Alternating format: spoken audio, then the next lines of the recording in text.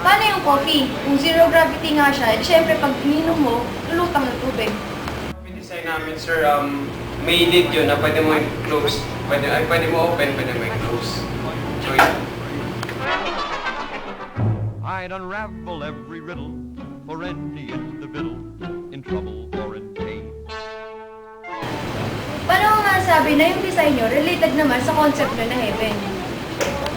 Kasi kung inisip mo heaven, dinudunod niya freedom, comfort, at saka space. So, in-incorporate namin sa design namin yun.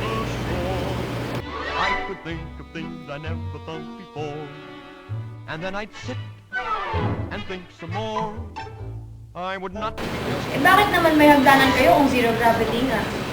Kasi ganito yun, sir. Kung may stairs pa rin yung workstation, ma-feel at home pa rin yung director.